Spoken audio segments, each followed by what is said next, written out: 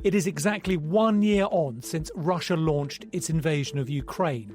On the eve of the anniversary, the United Nations has voted overwhelmingly to demand that Moscow immediately and unconditionally withdraw its troops. In other news, staff at the European Commission have been told to remove the Chinese-owned app TikTok from all official devices because of security concerns. Exactly 1 year ago today, on the 24th of February 2022, Russia launched what it called its special military operation in Ukraine. Here's a montage of some BBC archive at the time. Missiles hit the capital of Ukraine as Russian troops advanced from the north, the south and the east of the country. Despite all the warnings, the news this morning scarcely seemed credible. Russia had invaded a European country. I think it was around 5 a.m. I got woken up by an incredibly loud explosion, and that was followed by a series of more explosions throughout the morning. I was incredibly panicked. Immediately, I started receiving a lot of messages from my friends of pictures of their cities burning. There were sirens going off. I saw the sky light up a few times, kind of with fire and smoke. Well, thousands of lives on both sides have been lost since then. Our correspondent Clive Myrie has been to Izium in the east of the country to follow the accounts of a Russian soldier and the diary of a Ukrainian woman who were experiencing the invasion at the same time. Throughout the conflict, Russian soldiers have been calling home and the Ukrainian military has been listening in. Ordinary Ukrainians have been keeping daily war diaries. Here's Clive's report. What you'll hear are the voices and words of both sides responding to the same events. On May the 2nd last year, Izium was under Russian control, but Ukrainian forces were hitting back with heavy artillery. One Russian conscript, on the phone to a friend, doesn't want to fight. We are ending up in Izium. They are sending us straight to the front line, a hellhole, just as cannon fodder. And to go there is mad. On the same day, Lubov Listuk writes a new entry in her diary. She's been chronicling her feelings about the war from the beginning. May 2nd, 2022. It is impossible to walk without tears. God, this is hell. The entire city is scarred, smoked walls, homes without roofs, without windows, piles of bricks, glass and debris. I don't know how people survive. That's so powerful. Reading that back now, almost a year on, how do you feel? Now when I read it, it's always painful. It's really tough. 2 months later, on July the 22nd, the fighting for Izium is intense.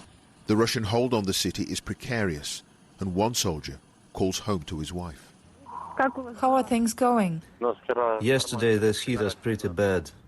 And what about leave? If I go home, I'm not coming back. There were 40 men left in our unit, now only 20. And caught in the middle are civilians, like Lubov. Down here? Yes. To escape the fighting, she was hiding in a damp and dark cellar.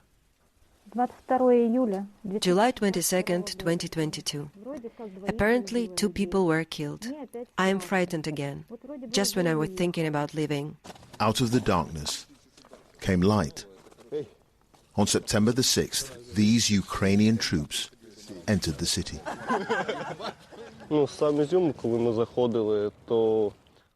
This senior lieutenant, nicknamed Kubrat, tells me when they reached Izium, there wasn't much resistance, but everything was mined, the entire city. A warehouse blew up. And what of the Russians? Trying to retreat. Some were captured, here on the ground, with their hands tied. Others made it out. And one man calls home. Everything everywhere is on fire. Izium is on fire. Writing down her thoughts was the only way Lubov could cope with the trauma of her city's occupation. And your final diary entry is for the day before the Russians leave. This has been the scariest year of my life. So little joy and laughter, so much fear, pain and tears. I hope I will write that we won this war long ago and we have peace. That report was by Clive Myrie. On the eve of the anniversary, the Ukrainian President Volodymyr Zelensky expressed confidence in his country's victory over invading Russian forces, as fears mounted of strikes. The war has seen Western leaders step up their support for Kyiv. Well, in New York, the United Nations General Assembly voted overwhelmingly to demand that Russia immediately and unconditionally withdraw its troops from Ukraine. The result was announced by the President of the Assembly. The result of the vote is as follows. In favour, 141. Against, 7. Abstentions, 32.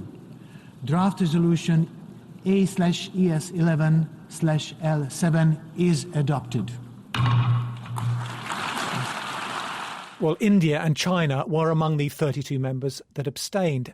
I asked our UN correspondent Neda Tawfik whether the result was what had been expected. Absolutely, and I would also note that it is very much in line with the past voting records of the other General Assembly resolutions which condemned Russia for the invasion and their attempted annexation of Ukrainian territories. So really, this tells us that a year on, really the positions on the war haven't changed at all, really. And it really just underscores, again, the overwhelming nature of countries that remain concerned about this war, about the global effects of this war, and the fact that you have Russia, a permanent member of the Security Council, violating one of the most basic principles of international law. And then you have others, when you talk about China, India, South Africa, who feel that, yes, those principles are incredibly important, but this resolution won't help advance peace. And that was their main message and why they chose to abstain here. And Neda, this is a non-binding vote, but what is its importance? Yeah, it is non-binding. It's symbolic. I think, look, the General Assembly has been used by both sides, the West and Ukraine and Russia, to try to advance their positions. It is kind of the world arena, the world stage where parties can do that. And I think what's important here is for the average person wondering, where do countries stand on Ukraine? What's the opinion of the majority of nations? Well, this gives them that answer. It shows that 140 plus countries do stand on the side of Ukraine and want Russia to change course. Neda Tawfik. Well, it's not the first vote of its kind condemning Russia's actions and expressing solidarity with Ukraine. And just as in the past, this resolution has no legal force, but it is being seen as a barometer of international opinion. Before the vote was taken, James Menendez spoke to Dame Barbara Woodward, who's Britain's ambassador to the UN. Why does she think the vote matters? I think it's got a couple of points of significance, James. The first is that it's a year since Russia invaded Ukraine, and this will be a very clear call from the whole UN membership for a just and lasting peace in Ukraine and Russian withdrawal. It'll also be a clear statement to address the global impacts of the war.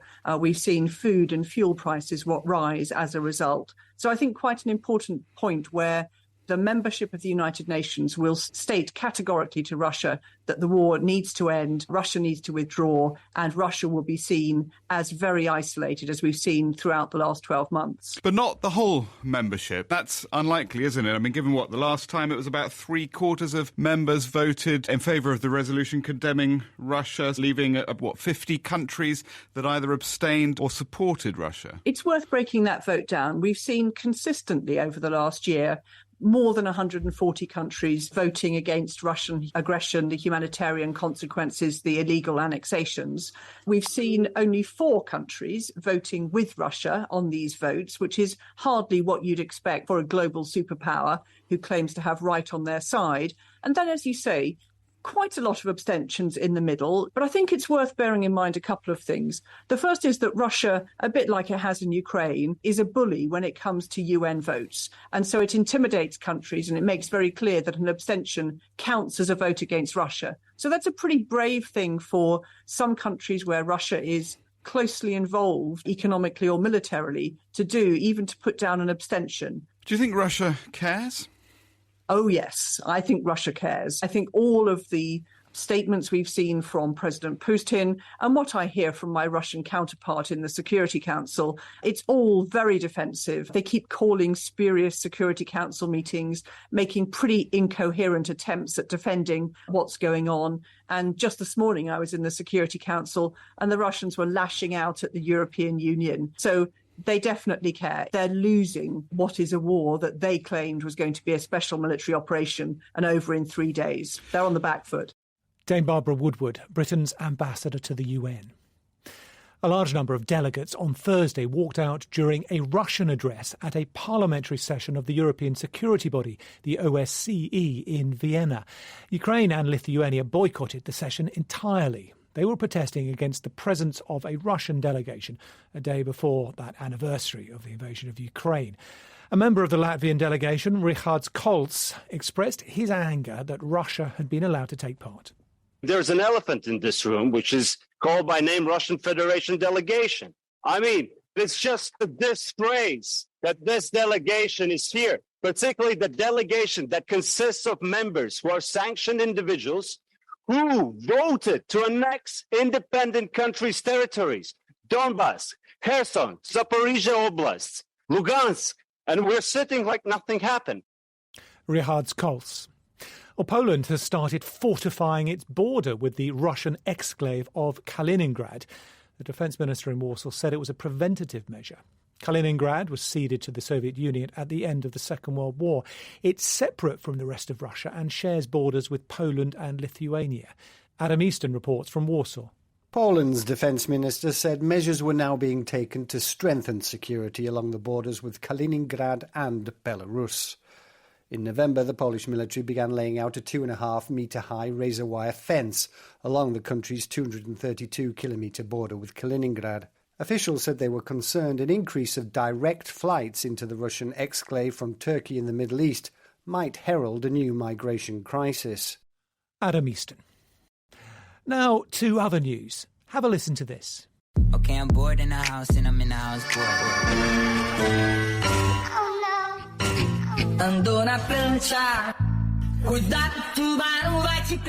Do you recognise any of those sounds? Well, if you use TikTok, then you probably do. It's an app that's launched countless careers, made previously unknown songs into bestsellers and gave millions the opportunity to show off their dance moves. But its rise hasn't been smooth, with many governments concerned about the security of the app, which is owned by a Chinese company, ByteDance. Now the European Commission has ordered its staff to remove the app from their phones and corporate devices. I spoke to our technology reporter, Shona McCallum, and asked why has the European Commission done this now, as it's known about the security concerns regarding TikTok for a while.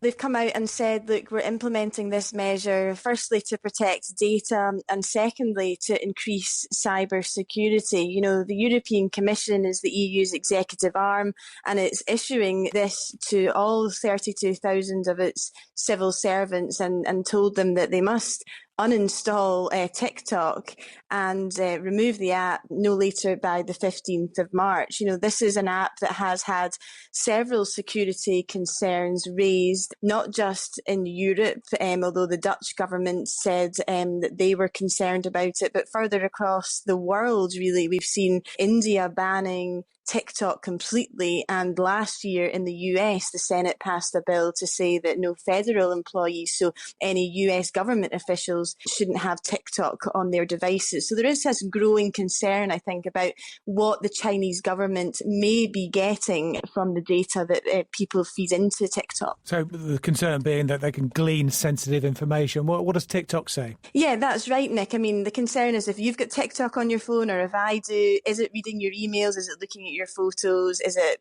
looking and accessing at your contacts? And ultimately, if it's diplomats or people working in governmental departments, then could it be taking that information and feeding it back to Beijing? Now, of course, TikTok are saying they're disappointed at the European Commission's decision. They say it's misguided and based on fundamental misconceptions about the app. They say they've contacted the Commission. They want to set the record straight. And they've also said that they will continue to kind of enhance their approach to transparency and data security by even establishing 3 data centres in Europe to kind of prove to people, I think, that they're storing the data locally and it's not being sent to China. That was our technology reporter, Shona McCallum. The founder of the bankrupt cryptocurrency exchange FTX, Sam Bankman-Fried, is facing 4 new criminal charges in the United States. They include allegations of illegal political donations and bank fraud. He now faces 12 charges and has previously pleaded not guilty. Michelle Fleury has more details. In the updated indictment, they allege Sam Bankman-Fried used customer funds to try to influence politicians of both major US political parties by donating tens of millions of dollars. To keep certain contributions hidden, they claim Mr. Bankman-Fried conspired to have campaign donations made in the names of 2 other FTX executives. The new charging document also lays out in greater detail his alleged wrongdoing related to his cryptocurrency company and hedge fund. Michelle Fleury. The UN's Middle East envoy, Tor Wennesland, met Hamas leaders in Gaza on Thursday as part of efforts to calm a dangerous escalation between Israel and the Palestinians. A general strike has been called across the Palestinian territories in response to Wednesday's Israeli raid in Nablus that left 11 Palestinians dead and more than 80 injured. It was the deadliest such raid in the occupied West Bank in nearly 20 years. From Nablus, our Middle East correspondent Tom Bateman sent this report. In the city of Nablus, the lines of mourning are getting longer. Men queue to embrace Elias Ashkar, whose 61-year-old father was among the civilians killed by Israeli forces. Elias is an emergency ward nurse. He found his father among the dead. I was working the morning shift when the casualties were being brought in. I opened the curtain to see my father's body. I couldn't believe it. I was in a state of shock. I was waiting for someone to tell me it was a dream, says Elias. The Israeli army hasn't commented directly on the case, but acknowledged what it called problematic scenes filmed apparently showing unarmed people being shot. It said its own troops had come under fire from militants, but it was reviewing everything that took place. 11 Palestinians, including 6 militants, were killed in the raid, which Israel said targeted those involved in killing a soldier last year, who it said were planning further attacks. The raid was the deadliest in the occupied West Bank in 2 decades. It triggered Palestinian rocket fire into Israel from Gaza, with Israeli airstrikes in response. No casualties were reported on either side. The UN's Middle East envoy Tor Wennesland went to Gaza to call for calm, but the air is increasingly volatile weeks before Muslim and Jewish religious holidays coincide, and many fear the worst. Tom Bateman in Nablus. Still to come. This is Rashid Mbaki, a veteran on BFM News, reading a report on his overnight programme about sanctions on Russian super yachts. A presenter on France's most popular television news channel has been sacked amid allegations that he ran reports commissioned by outside interests. Police in southeast Nigeria have blamed a banned separatist group for attacks against politicians ahead of Saturday's elections. On Wednesday, a Labour Party Senate candidate and 2 colleagues were shot dead and their vehicles set ablaze. A driver was also killed when the PDP party convoy was targeted. For 365 days, Ukraine stands strong against the forces of the Russian invasion. The UN General Assembly approved a draft resolution that incorporates key provisions of the peace formula proposed by Ukraine in the autumn of 2022. A 10-point plan designed to end Russia's full-scale invasion of Ukraine, reports European Pravda. 141 UN member states voted in favor of the resolution. Another 39 abstained from voting, including Iran, Kazakhstan and China. 7 countries opposed it: Belarus, North Korea, Eritrea, Mali, Nicaragua, Russia and Syria. Among other things, just like the peace formula, the resolution demands that the Russian Federation immediately, completely and unconditionally withdraw all its armed forces from the territory of Ukraine within its internationally recognized borders. It also calls for the proper treatment of prisoners of war, full compliance with international humanitarian law, and an immediate end to attacks on critical infrastructure of Ukraine. It specifically mentions the need to ensure accountability for the most serious crimes under international law committed on the territory of Ukraine through appropriate, fair and independent investigations and prosecutions at the international and national levels. At the same time, the UN General Assembly rejected 2 amendments proposed by Belarus that aimed to water down the resolution. One of them called for an end to military assistance to Ukraine. Ukrainian President Volodymyr Zelensky thanked all the countries that endorsed the crucial UN General Assembly resolution.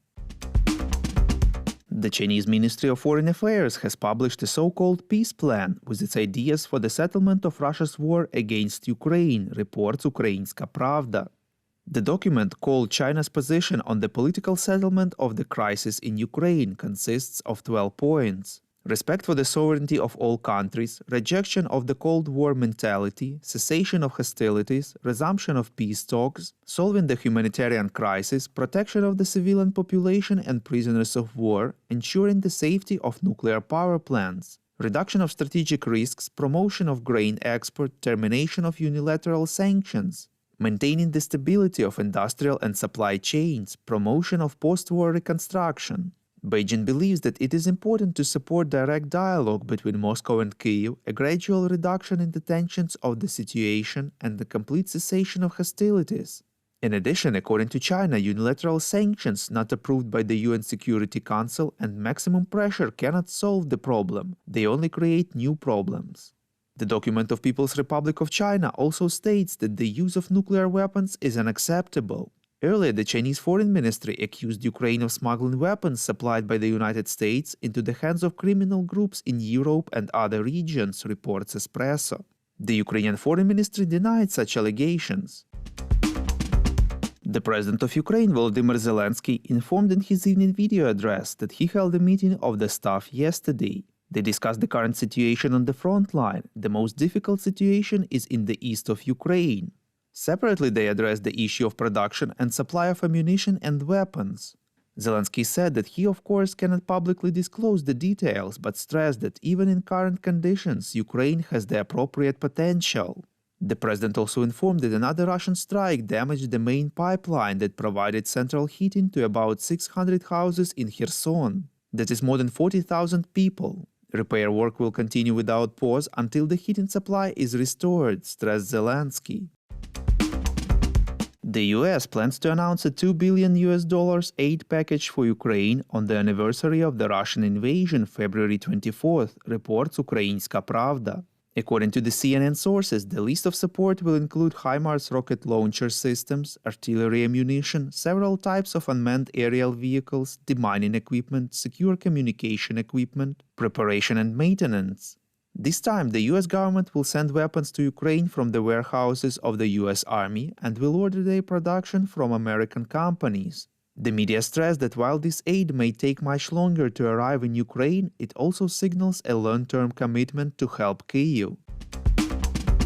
Spanish Prime Minister Pedro Sanchez visited Ukraine yesterday, reports Interfax Ukraine. Sanchez visited Bucha and Irpin in the Kyiv region that were liberated from the Russian occupation last spring. There, the Spanish Prime Minister said that Russia will not be able to win this war and that all of Spain is with Ukraine. He also met President Volodymyr Zelensky. Sanchez confirmed that Spain will provide 6 Leopard 2 A4 tanks to Ukraine and plans in the coming weeks and months to raise this figure to 10. He informed that Madrid is promoting the idea of joint purchases of ammunition for Ukraine as much as possible. Spain also plans to continue the treatment and rehabilitation of Ukrainian citizens who suffered in the war, and will offer training for Ukrainian doctors in modern prosthetics. The President of Ukraine noted as very important assistance in the treatment and rehabilitation of Ukrainian soldiers. Finland announced plans to give Ukraine 3 Leopard 2 tanks for demining territories as part of a new package of military assistance, reports Suspilne. According to the Ministry of Defense, the Finnish support in tanks cannot be large as the Leopards are important for Finland's own defense. The tanks will be sent as part of the 13th package of defense support to Ukraine, with total amount of 160 million euros. In turn, Swedish Defense Minister Paul Jonsson also announced his country's openness to send some of its Leopard 2 tanks to Ukraine. According to him, Sweden is currently in close contact with Germany, the manufacturer of Leopard 2 tanks, over the issue of sending them to Ukraine. Based on the needs of the government of Ukraine, the G7 countries have increased their obligations for the budgetary and economic support to the country in 2023 to $39 billion, reports Interfax Ukraine. According to the joint statement by the finance ministers and heads of the central banks of the G7 countries on the anniversary of the Russian military aggression against Ukraine, the significant commitments and their swift disbursement give Ukraine certainty and enable the authorities to safeguard the functioning of government, continue the delivery of basic services, carry out the most critical repairs of damaged infrastructure, and stabilize the economy. Health Minister of Ukraine Viktor Lyashko informed that some 106 medical workers were killed over a year since the beginning of Russia's full-scale invasion of Ukraine. 33 of them lost their lives while on duty in hospitals, reports Ukrinform. He also said that 1,106 healthcare facilities were damaged since the beginning of the war. Of them, 174 cannot be restored and need to be built anew. Lyashko also said that the public health infrastructure was most affected by the Russian aggression in Lugansk, Donetsk, Kharkiv, Chernihiv and Kyiv regions.